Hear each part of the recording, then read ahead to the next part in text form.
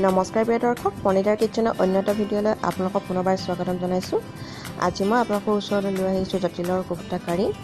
এই জাতিলাওৰ কোফ্তা কাৰীখন খাবলৈ বহুতেই টেষ্টি হয় আৰু যিসকলে জাতিলাও খাই ভাল নাপায় তেওঁলোকে এই ধৰণে এবাৰ বনাই খাই চাব পাৰে। আশা ৰাখিছোঁ আপোনালোকে এই ৰেচিপিটো এবাৰ হ'লেও ট্ৰাই কৰিব আৰু কেতিয়াও ইয়াৰ সোৱাদ নাপাহৰিব। তেনেহ'লে ব'লকচোন চাওঁ কেনেকৈ বনালোঁ।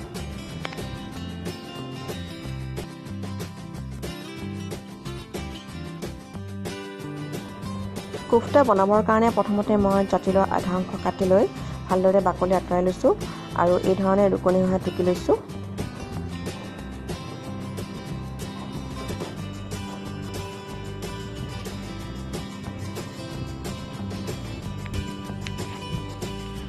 এতিয়া ৰুকি লোৱা জাতিলাওখিনি মই ভালদৰে চেপি ৰসখিনি উলিয়াই ল'ম আৰু যিমানে ভালদৰে চেপি ৰসখিনি উলিয়াই ল'ব সিমানে কোফ্তাকেইটা বনাবলৈ ভাল হ'ব। আৰু এই পানীখিনি মই পেলাই নিদিওঁ, পিছত কাৰীত ব্যৱহাৰ কৰিম।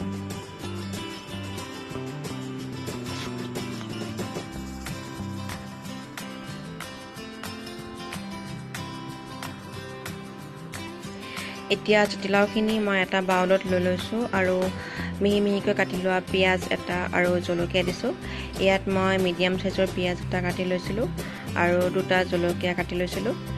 এতিয়া ইয়াত সৰু চামুচেৰে এচামুচ জিৰা গুড়ি, সৰু চামুচেৰে এচামুচ ৰেড চিলি পাউডাৰ আৰু অলপ ধনিয়া গুড়ি দিছোঁ আৰু সৰু চামুচেৰে এচামুচ হালধি গুড়ি আৰু নিমখ সোৱাদৰ জোখত দিছোঁ। ইয়াত মই 6 টেবুল চামুচমান বেচন গুড়ি দিছোঁ। এতিয়া মই এইখিনি ভালদৰে মিক্স কৰি ল'ম আৰু বেচন অকণমান কমি যোৱা যেন পালে আৰু অলপ দি দিব পাৰে।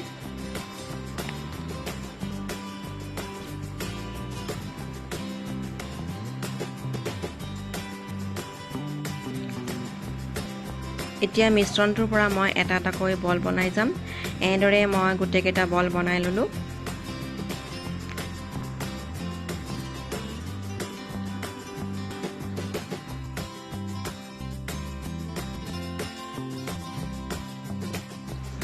এতিয়া কাৰী বনাবৰ কাৰণে মই দুটা মিডিয়াম চাইজৰ বিলাহী কাটি লৈছোঁ। বিলাহীখিনি মই সৰু সৰুকৈ কাটি লৈছোঁ। দুটা কেঁচা জলকীয়া আৰু এডোখৰ সৰু আদা লৈছোঁ আৰু কেইফুটামান নহৰু লৈছোঁ। এতিয়া মই এইখিনি ভালদৰে গ্ৰাইণ্ড কৰি ল'ম।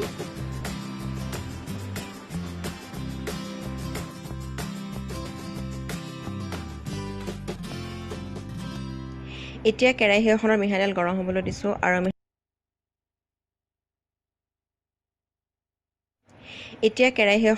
গৰম হ'বলৈ দিছোঁ আৰু মিঠাতেলখিনি গৰম হোৱাৰ পাছত কোফ্তাকেইটা এটা এটাকৈ দি মিডিয়াম ফ্লেমতে ফ্ৰাই কৰিছোঁ।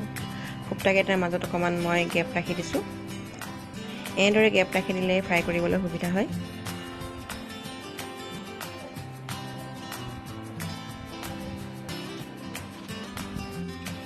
কোফ্তাকেইটা মই এনেদৰে ইলুটি শিলুটি কৰি দিছোঁ। এনেদৰে মই অলপ সময় ফ্ৰাই কৰি থাকিম।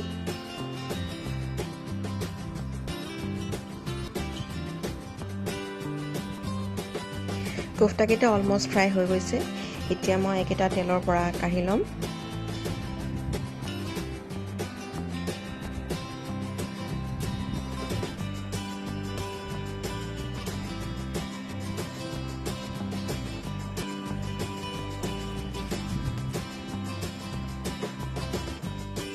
এতিয়া মই কেৰাহীৰ পৰা তেল অলপ কমাই দিছোঁ আৰু সেই তেলতে কেইটামান গোটা জিৰা ফুটাই দিছোঁ।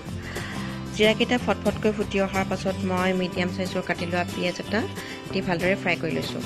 এইখিনি মই ব্ৰাউন কালাৰ অহালৈকে ভাজি থাকিম।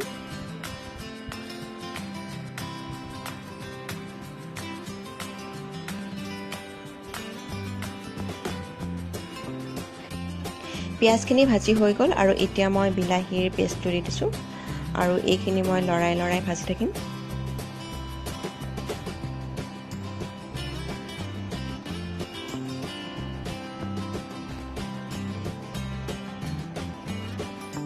এতিয়া মই ইয়াত অলপ জিৰা গুড়ি আৰু কাশ্মীৰী মিৰ্চ পাউডাৰ আৰু হালধি গুড়ি আৰু নিমখ সোৱাদৰ জোখত দি ভালদৰে ফ্ৰাই কৰি লৈছোঁ।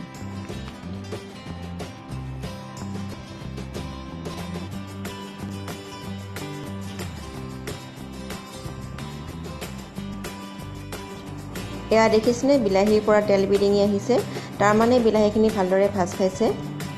এতিয়া মই ইয়াত আগতে ৰাখি থোৱা জাতিলাওৰ পানীখিনি দি দিম।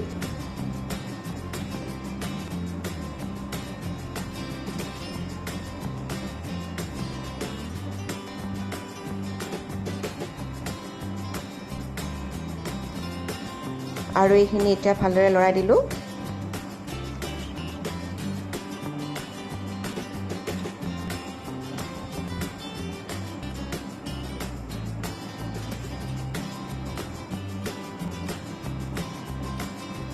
এতিয়া সৰু চামুচেৰে এচামুচ গৰম মছলা দি অলপ সময় উতলিবলৈ দিম।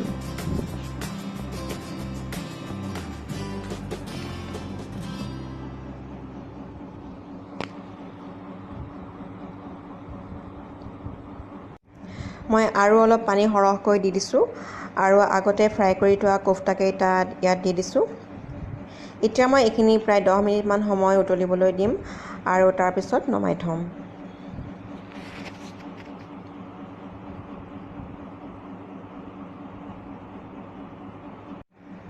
এয়া জাতিলাওৰ কোফটা কাৰী ৰেডি হৈ গ'ল। সঁচাকৈ খাবলৈ বহুতেই টেষ্টি হৈছিল।